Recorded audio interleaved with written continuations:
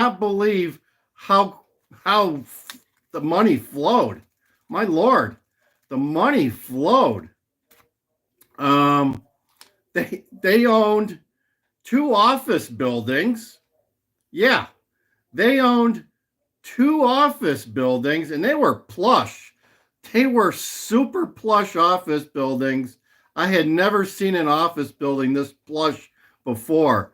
They were they were brand spanking new office buildings, beautiful properties. When I worked for this company, they had about 2,500 employees and a total revenue on a yearly basis of $2 billion. I haven't been working for this company for like 4 or 5 years, and now they have 4,500 employees with a total average annual revenue of $10 billion, and it's all taxpayer money, my friends. $10 billion on a yearly basis. This nonprofit is taking it. It's a non-profit. Let me say that again. It's a non-profit, and they're taking in $10 billion of your tax dollars on a yearly basis. It was plush. It was plush. Where's Jonathan Franat this morning? Talking about espresso. They had an awesome coffee bar every morning, just like their own little Starbucks with regular coffee. Brian M. I'm not going to say what it's called. I'm not. It's out of Ohio, my friend. Maybe you can figure it out. They had an awesome coffee shop in the morning. Go down there. They have 5 or 6 different coffees you can serve yourself. They had those pumps. And if you wanted an espresso, you could order an espresso and they would make it there for you. It was plush. It was plush.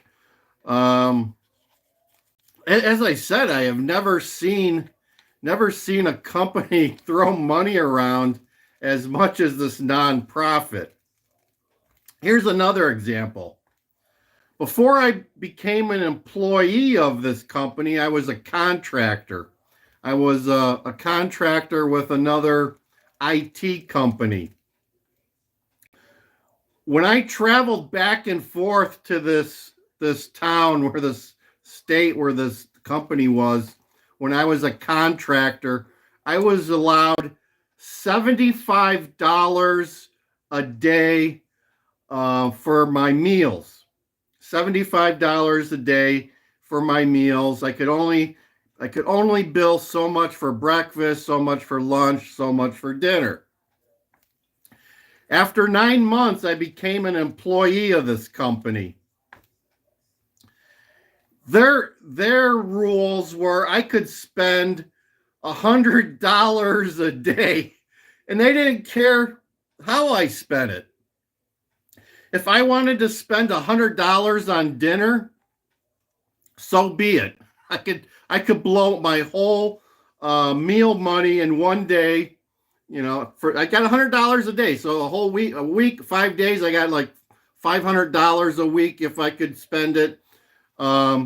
I could spend it all on dinner. I could go out and have a filet, and they also covered alcohol. This nonprofit covered my alcohol too if I wanted to be drinking on the job, which I never submitted my alcohol for expense. I just felt weird about that. I figured if it's alcohol, I should pay for it myself. It was weird, and I didn't even come close to hitting $100. I ate well though. I ate well.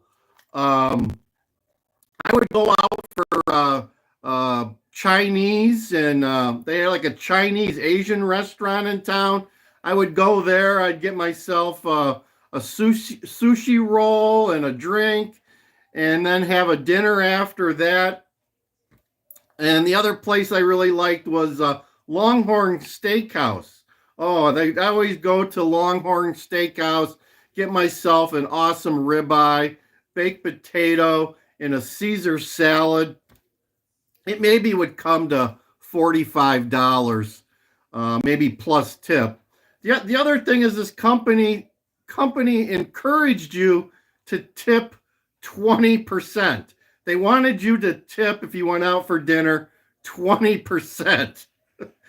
I didn't care because I was getting reimbursed for it or submitting an expense account. It wasn't my money that I was spending. Well, I guess it was. It was my tax dollars I was spending. But it was crazy, guys. It was crazy. But I ate well on the taxpayer's dime. I ate well on the taxpayer's dime. And on top of it, I usually stay at a hotel and they had breakfast for you. I stayed at, ever heard of a Drury Inn? Drury Inn. They're really big in the Midwest here. Great places to stay. Great places to stay. They have a breakfast buffet that's free of charge if you stay over. To die for. So I didn't even have to spend anything for breakfast. I had pretty much all my money, my $100, devoted to lunch and dinner. So, and I was kind of generous about it too. What I would do is if I had friends that I was working with, I would take them to lunch and I would pay for their lunch and then have the company pick up mine. So the people that I worked with, they made out a little bit on it too, out of my generosity. But so I would do that every once in a while, where I'd take my coworkers out to lunch, pay for that myself, but I would expense my lunch. So yeah, living off an expense account was fun. It was fun, and like I said, this nonprofit spent money 10 times as quickly as the Fortune 200 companies that I work for. It was unbelievable. It was unbelievable how the money flowed at this company. It was unbelievable. And the growth at this company was unbelievable too. As I told you, when I started there, they were just under $1 billion, and in the three and a half, 4 years that I was there, they pretty much doubled in size. They doubled in size in 3 to 4 years, and they've been doing that for every 3 to 4 years now. And as I told you now, they've got 4,500 employees and are a $10 billion a year. That's what a B, boys. That's what a B. And making money hand over fist. And not only that, not only was I on an expense account, they gave out yearly bonuses. They gave out yearly bonuses that were up to 20%. Let me say that again. They gave out yearly bonuses up to 20%. Now that's how I came across the cash to buy my Land Cruiser. Good morning, Willie Brown. Good morning. I think I was only eligible for a bonus for 1 year because of the way that when I started and ended with them, I only got one bonus, and it was like 16%. 16% bonus on my yearly salary. So that was kind of sweet. And I used that money to go out and buy the Land Cruiser, guys. So there you go. There's how I got the money to buy my Land Cruiser convertible. I got a yearly bonus at my last job, and it took care of it. Good time. Good time. How you guys doing? So we're talking a little bit about nonprofits and how Mr. T put the hammer down on the nonprofits and the NGOs. Although a federal judge has stepped in and put a halt on it, He also put out an offer to all federal employees if they want a buyout. He's going to do a buyout. You didn't get a notification today. Oh my Lord. Yeah, you should. I mean, I got another story about there's one of the Obama buddies, Arnie Duncan. I think it was early last year. Arnie Duncan, a former Obama administration official who lives in Chicago, he started his own nonprofit. And lo and behold, he started servicing the illegal migrant community. Where I don't know where the money for his nonprofit came from, whether it trickled down from up above or he was getting it from FEMA or some other government agency. You know damn well he was getting money from Big Gov to fund his little soiree in helping the illegals.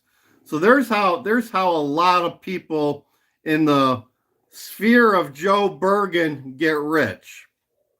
Yeah, that's how the politicians make money, my friends. So by Mr. T stopping the flow of money to all these NGOs and nonprofits. I mean, if you're Catholic, expect your priest to be turning the screws on you this next